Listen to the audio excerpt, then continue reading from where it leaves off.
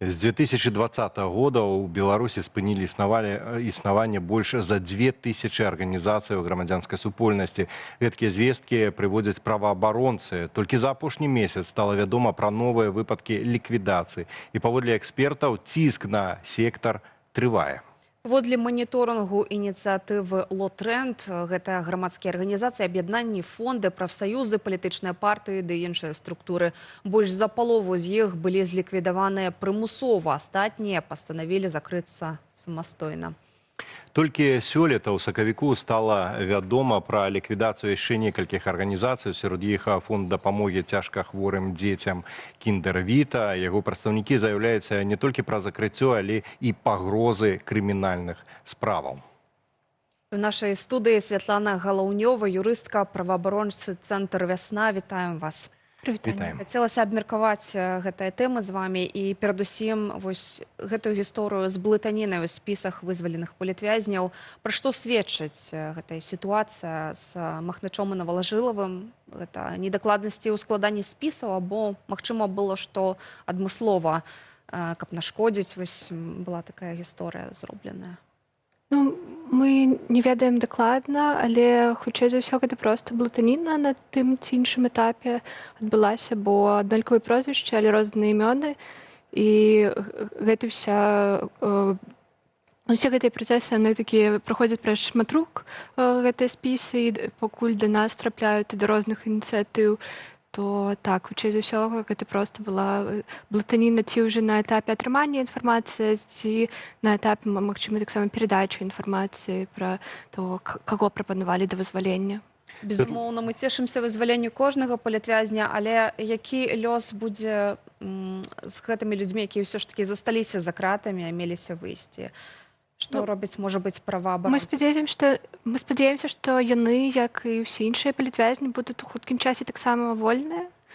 І таму спадзяемся на гэта. Светлана, між тым, якби, тое, што там паблыталі, таму што там тысячы людзей сядзяць, і дакладнай колькасці невядома, падумаеш, там прозвішча паблыталі, але ці не ёсць гэта адлюстраванне таго, як ввогуле да закону ставяцца цяперашнія ўлады Беларусі, таму што, здавалася б, это ж не проста пераблытаць, які бохан хлеба ў краме купіць, это лёс чалавека па вялікім рахунку. І вось такое наплявательство, такое вось стаўленне, а якая розніца, каго выпусцілі, што гэта як не адлюстраванне таго, як да закону ставяцца цяперашнія ўлады краіны? Ну так, зноў-такі мы не ведаем, на якім этапе дакладна і чаму так адбылося. То, можа быць, гэта блытаніца ўжо потым была, але што ёсць такі падыход у дзяржавы, у беларускіх уладаў, гэта дакладна. Няма такога, што людзі на першым месцы, на жаль. І тут таму мы не чакаем нейкай вялікай увагі да інтарэсаў людзей і да інтарэсах блізкіх тых, хто вызваляецца. Вось калі нават гаварыць пра як выконваюць дамоўленасці з амерыканскім бокам цяперашнія ўлады Беларусі, то вось і не тых выпускаюць, альбо як са Статкевічам выпусцілі, потым зноў кінулі ў турму. Як сабе хочацца, здавалася... 17 новых палітвязняў сёння праваабаронцы залучылі да спісу 17 новых палітзняволеных.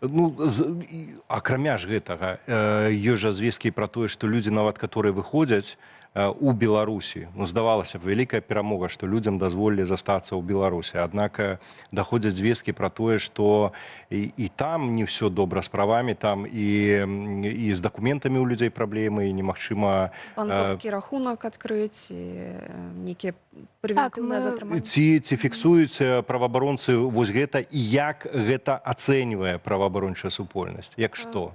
Так, з аднаго боку мы бачым, што і пераслед працягваецца і ў дачыненні да тых, хто, як аб'явілі ўлады, памілаваны, і да тых, хто вывезены з краіны, і да тых, хто застаўся ў краіне, бо палітвязні, якія выйшлі на волю і засталіся ў Беларусі, яны ідуць па такім стандартных працэдурах да былых асуджаных, яны на кантролі ў РАУСа, яны павінны хадзіць туды адзначацца, у тых, хто унесены ў спісы тэрарыстаў, ёсць абмежаванні на банкаўскія рахункі, на сім-карты. то яны ўсё яшчэ і пад абмежаваннямі вялікімі, гэта ўсе людзі, і таксама пад ціскам, бо з імі робяць так званыя прафілактычныя гутаркі. Некаторыя людзі паведамляюць, што іх спрабуюць скланіць да супрацоўніцтва. То бок для іх уся гэта гісторыя пераследу, яна не скончылася вызваленнем. Вот як бы гэта смешна не гучала ў цяперашніх рэаліях, але вось наколькі вось гэты пераслед людзей, якія фармальна былі вызвалены, наколькі ён законны, наколькі ён адпавядае нават цяперашняму заканадаўству Рэспублікі Беларусь? Ці там ёсць такія нормы, што можна гэтых людзей пазбавіць іх правоў? Ёсць нормы аб памілаванні, і памілаваць можна, але не пад умовай, як гэта вось у выпадку Мікалая Статкевіча, і не пад умовай дэпартацыі з краіны, як гэта адбылося са шмат кім. Але ўсё тое, што адбываецца там, далейшы кантроль людзей, якія вызвалены з турам, ён усталяваны ў заканадаўстве. Усё ж такі, ці можна пакласці канец гэтаму свавольству, якое цяпер адбываецца ў Беларусі, бо, як памятаем, Джон Коул заклікаў Лукашэнку не садзіць новых палітвязняў, што яны ведаюць пра гэтую сітуацыю. Сёння інфармацыя, 17 новых чалавек зноў прызнаныя палітвязнямі. Даведваемся, што выпусцілі не тых людзей, якіх падавалі ў спісы. Усё ж такі ёсць у Злучаных Штатаў, на вашу думку, магчымасць неяк дабіцца канца гэтых рэпрэсіяў?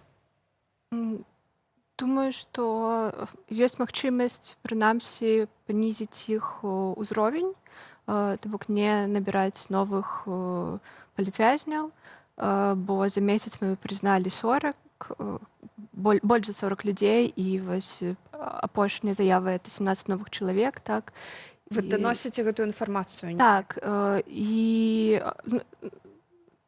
то бок можна прынамсі не пераследаваць новых людзей, і гэта ўжо будзе вялікае дасягненне, і не пераследаваць тых, хто адбыў свой тэрмін ці быў памілаваны, і гэта таксама будзе ўжо вялікае дасягненне, і гэта тое, над чым можна працаваць з прадстаўнікамі ЗША і прадстаўнікамі іншых краін, каб яны дамагаліся гэтага ад Беларусі.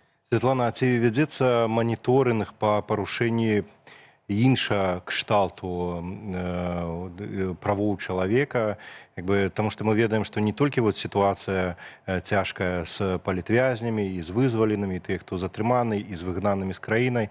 Літаральна на днях, напрыклад, беларускі хельсінскі камітэт, который ліквідавалі яшчэ ў 21 годзе, цяпер прызналі экстрэмісцкім фармаваннем. Вось эта вайна супраць журналістаў, ведаем, цяпер затрымалі таксама і журналістаў, супраць праваабаронцаў, она таксама працягваецца. Ці вось тут маніторынг таксама адбываецца, і куды ён ідзе, ці ідзе ён у міжнародныя структуры, таму што, наколькі мы разумеем, гэта адзіная сёння магчымасць неяк паўплываць на рэжым Лукашэнкі.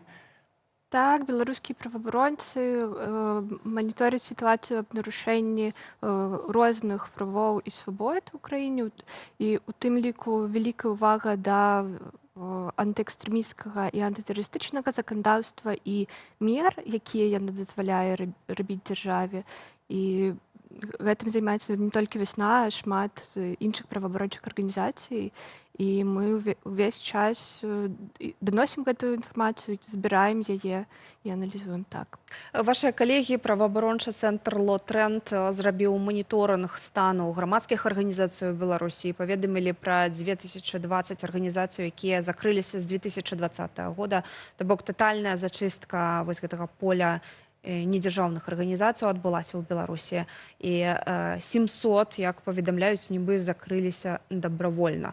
Мы можам казаць пра дабравольнае закрыццё арганізацыі, або у якіх умовах заставаліся працаваць гэтыя арганізацыі, ці можам сказаць, што іх штосьці падштурхнула да закрыцця?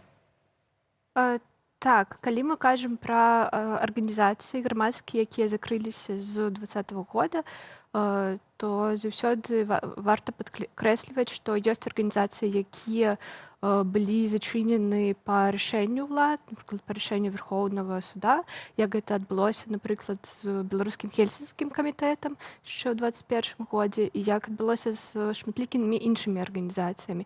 Але таксама ёсць вялікі шэраг арганізацый, якія ў так званым стане ліквідацыі па сваёй ініцыятыве, свайму жаданню.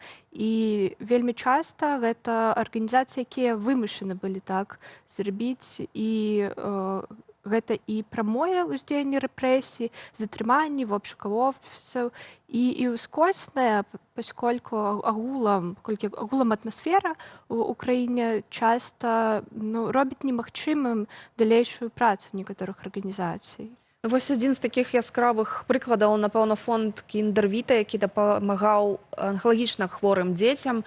Яго таксама зачынілі, не зачынілі, прызналі экстрэмісцкім, калі я не памыляюся, выправіце мяне, калі там навешалі на іх палітыкі. Так. І застаецца пытанне, ці ёсць у краіне яшчэ легальны спосаб збору грошай, нейкай дапамогі тым людзям, якія гэта патрабуюць, калі няма ані дзяржаўных арганізацыяў, калі зборы грошай прызнаюцца нечым зборам у экстрэмісцкіх мэтах або вешаюць невыплату схаваныя падаткі, нейкія такія справы. Такіх магчымасцей становіцца ўсё менш і менш, паколькі і замінаюць магчымасці адчыніць нейкія неўрадавыя, незалежныя арганізацыі, якія будуць працаваць з нейкімі сацыяльнымі праблемамі. А па-другое, і сродкаў да фінансавання гэтай ўсёй дзейнасці вельмі абмежаваныя, і таму няма нейкай шырокай магчымасці нават збіраць нейкім фандрайзінгам сродкі. Таму такіх ініцыятыў становіцца ўсё менш і менш, і часта тыя, хто застаюцца, яны ці звязаныя з дзяржавай, ці проста недастаткова вядомыя і правереныя, каб можна было давяряць і ведаць, што яны там неяк сумленна дзейнічаюць. Але быццам бы яны ўсё яшчэ ў краіне ёсць, і плюс ёсць проста актывісты, які ў прыватнай якасці, блогеры, якія збіраюць у ліку на онкахворых дзяцей данаты, там нейкую дапамогу, і робіць усё магчымае, што можна ў гэтых умовах. Але тут, напэўна, вельмі важна для такіх арганізацый, каб працягваць, і для людзей, якія займаюцца гэтай справай, каб працягваць штосьці рабіць, то не вельмі шмат свяціцца, не быць вельмі публічнымі.